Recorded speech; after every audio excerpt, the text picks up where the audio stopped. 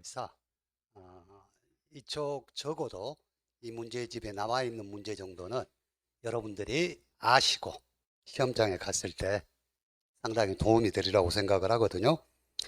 일단 여러분들 자료 60페이지 보겠습니다.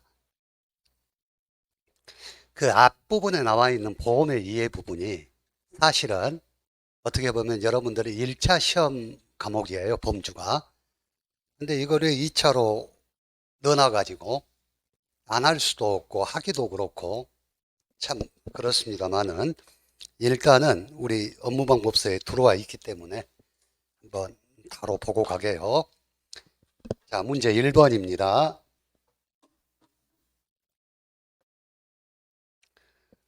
다음은 일상생활에 따른 위험 및 위험관리에 대한 설명이다. 가로에 알맞는 내용을 담란히 쓰시오 그랬네요.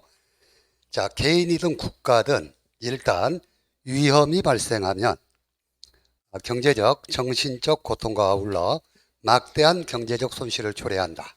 그러나 이러한 위험이 항상 발생하는 것이 아니라 발생 가능성이 상존하는 것이며 언제든지 언제 어떠한 이유로 발생할지는 아무도 알 수 없다.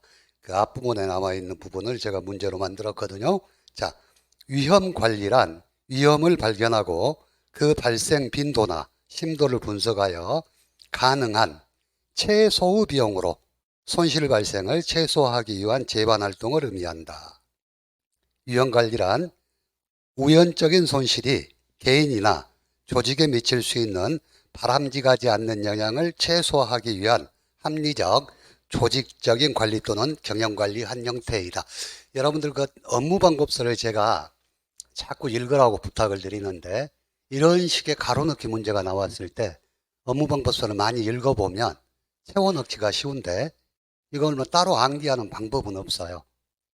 그래서 시간 되실 때마다 업무방법서, 특히 보험의 이해 부분 거기 쪽은 한번 쭉 읽어보시는 게 좋아요. 자, 2번. 자, 위험과 관련된 정의에 위태라는 게 있고 손인이라는 것이 있고 손해가 있어요. 그래서 그걸 각각 정의를 담란에 쓰라 그랬는데 먼저 손해라는 것, 손인이라는 거. 손인은 손해의 원인, 즉 사고를 말하는 것이고요. 다음에 위태라는 것은 어떤 사고 발생이 증가되거나 또는 어떤 그런 그 사고의 위험을 증가시킬 수 있는 상태를 위태라고 하고 손인이라는 것은 손해라는 것은 손인 즉 사고의 발생으로 초래되는 어떤 가치의 감소 이런 것들을 손해라고 하는데 그러면 손인과 위태와 손해의 관계는 자 위태는 자 손인이 즉 사고가 발생하지 않았으나 발생 가능성이 높은 상태이고 손해는 이러한 사고 발생으로 인해서 따르는 가치의 감소를 손해라 한다. 바람이 싫으시죠?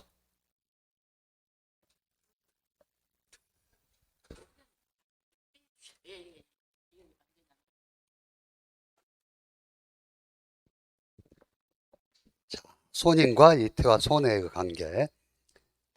다음 중 보험에 적합한 위험을 4가지 이상 쓰시오. 우리가 위험의 분류 부분에 보면은요.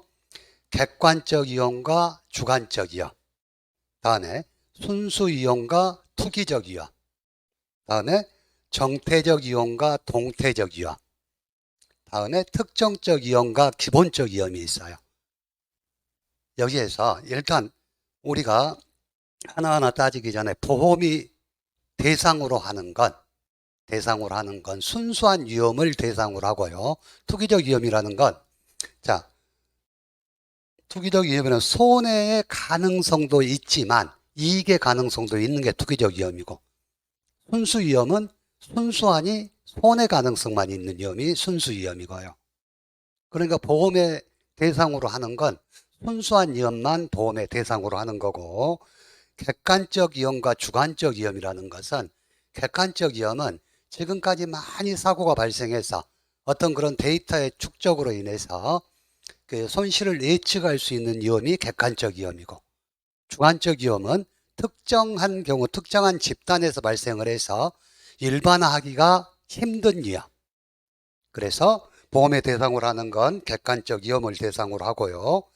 다음에 정태적 위험과 동태적 위험이 나뉘는데, 정태적 위험이라는 건 뭐 지진이나 화산 폭발이나 교통사고나 한번 사고가 나면 그 상태에서 어떤 사고의 규모나 이런 것들이 커지거나 작아지지 않는, 항상 고정되어 있는 게 정태적 위험이고, 동태적 위험이라는 건 쉽게 말해서 어떤 시장에서 소비자의 기호 변화라든가 환율 시장에서 환율의 변동이라든가 이런 것들로 인해서 어떤 위험이 극대화될 수도 있고, 더 계속 시간이 지남에 따라서 위험의 크기가 변하는 게 동태적 위험이고요.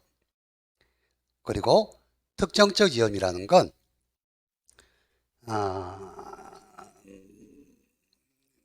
그러니까 위험 발생이 특정 집단, 어떤 우리 농업재해보험 같으면 농작물을 재배하는 농가 이런 데 한정되어 있는 게 특정적 위험이고, 그리고 자, 기본적 위험이라는 건 어떤 대상이 한정되지 않고 전체가 받을 수 있는 그런 위험, 뭐 전쟁이 난다든가 뭐 사태가 난다든가 이랬을 때는 국가 전체가 받을 수 있는 그런 위험이기 때문에 우리가 그런 위험은 보험화하기가 힘들겠죠.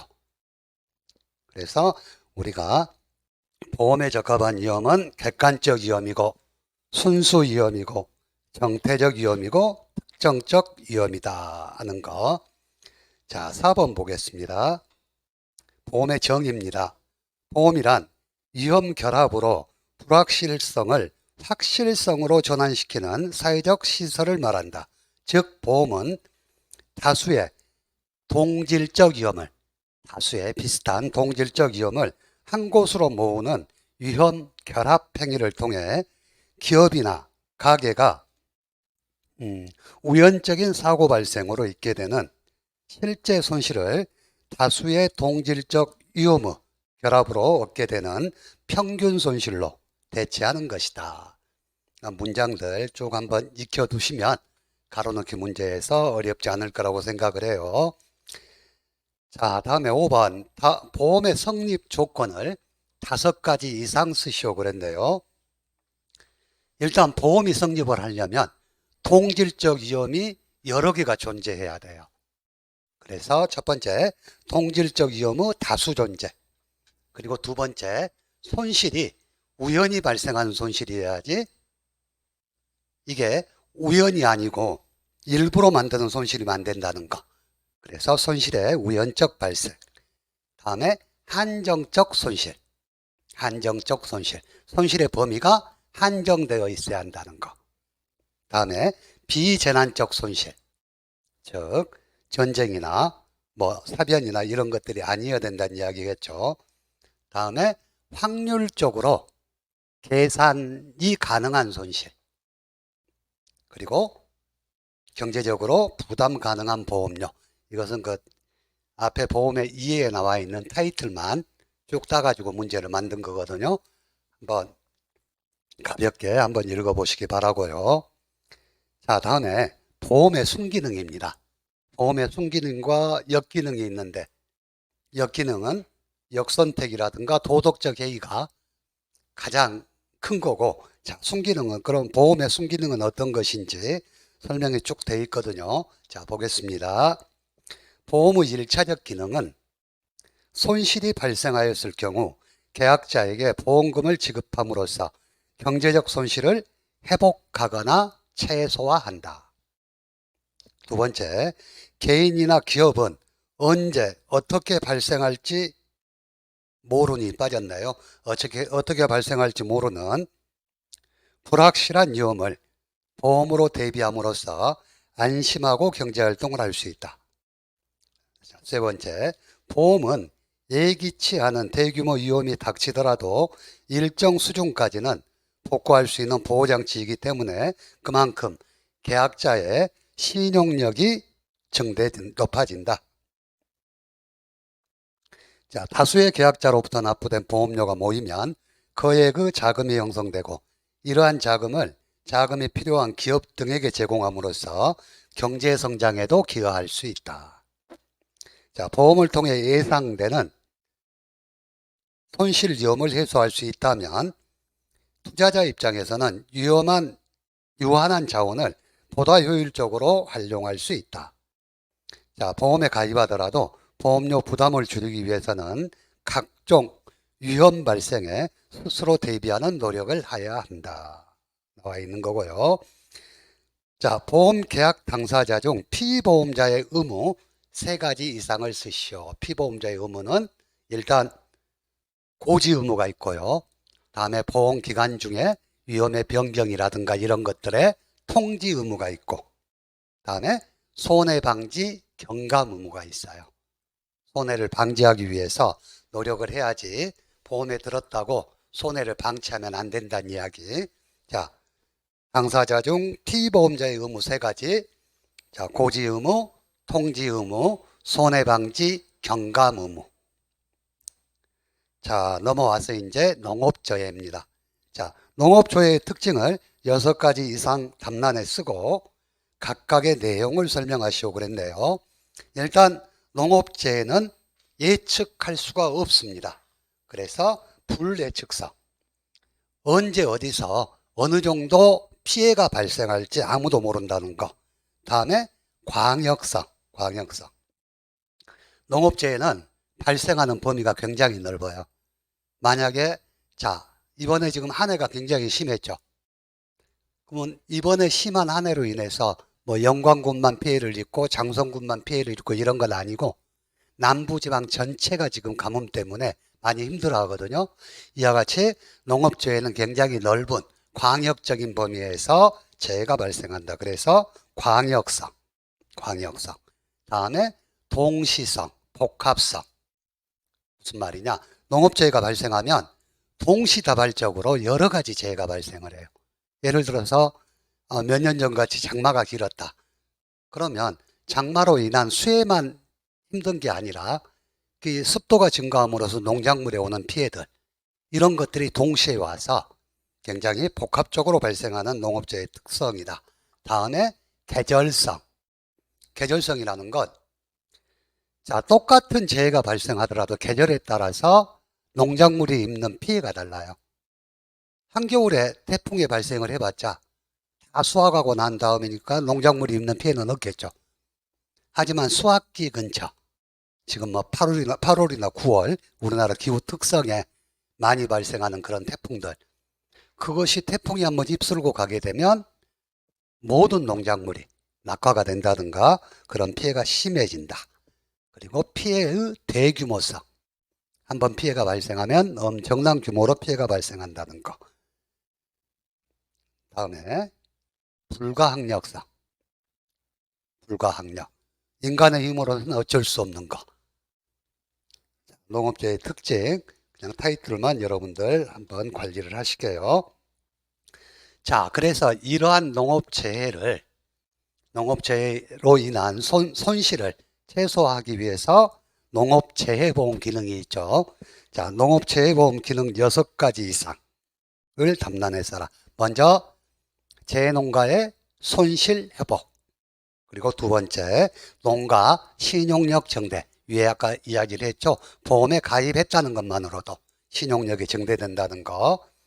그리고 그럼으로써 농촌 지역 경제 안정화, 그리고 농업정책의 안정적 추진, 그리고 농촌 지역사회의 안정, 그리고 경제적으로 부담 가능한 보험료. 자, 한번 제가 참 이 부분을 제가 생각했을 때는 최소한 5점짜리 문제로는 문제가 나올 수가 있어요. 가로넣기 정도.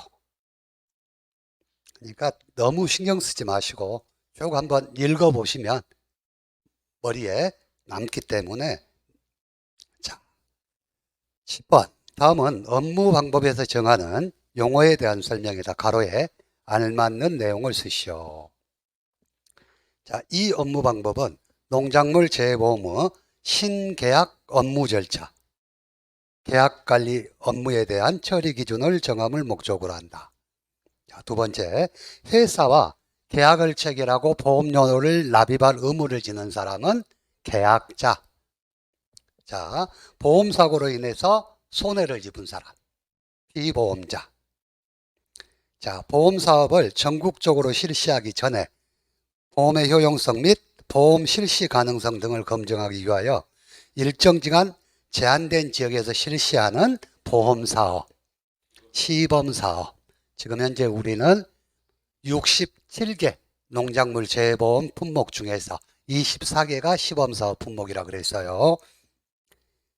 자, 11번. 다음은 업무 방법에서 정하는 용어에 대한 내용이다. 가로에 알맞는 내용을 쓰시오. 자, 표준 수확량이라는 것은 가입 품목의 품종, 수량, 재배 방식 등에 따라 정해진 수확량을 말한다. 뭐뭇이란 보험에 가입한 수확량으로, 보험에 가입한 수확량은 가입 수확량. 가입 수확량이란 보험에 가입한 수확량으로 평년 수확량의 일정 범위 내에서 계약자가 결정한 수확량을 말한다. 자, 농업재해보험에 가입하기 위한 세 가지 요건을 담란해 쓰시오. 자, 큽니까? 아, 그래요? 자, 농업재해보험에 가입하기 위한 세 가지 요건. 첫 번째, 해당 지역이 해당 농작물의 보험사업 지역이어야 한다. 두 번째, 경작 규모가 일정 규모 이상이어야 한다. 세 번째, 보험료의 일정 부분을 지원받는 정책보험이기 때문에 농업경영체 등록이 되어 있어야 한다. 이 세 가지. 자, 12번, 13번. 다음은 농작물 재보험의 보장 유형에 대한 설명이다. 가로에 알맞는 내용을 담란해 쓰시오. 자, 수확량을 보장하는 상품의 경우 평년 수준의 가입 수확량과 가입 가격을 기준으로 보험 가입 금액을 산출하고 이를 기준으로 보장 유형을 설정한다. 현재 농작물 재보험의 보장 유형은 몇 프로에서 몇 프로 사이? 60%에서 90% 사이에서 정한 한 품목에 따라 다양하다. 생산비를 보장하는 품목 중 고추와 브로콜리의 경우 보험금 산정 시 잔존보험 가입 금액의 3% 또는 5%를 자기부담금으로 차감한다. 자, 시설 작물의 경우 손해액의 얼마까지? 10만 원까지는 계약자 본인이 부담하고 손해액이 10만 원을 초과하는 경우 손해액 전액을 보장한다. 이게 소손해 면책금이라 그랬어요. 보험자 입장에서. 자, 농업용 시설물 및 버섯 재배사의 경우 사고 유형에 따라 얼마부터 얼마까지?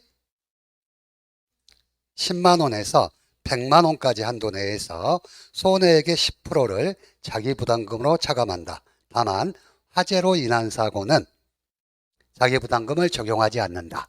자, 여러분들 이거 얼른 보시면 농업용 시설물이라고 했으니까 30만 원에서 100만 원으로 답을 쓴 사람이 많을 거예요.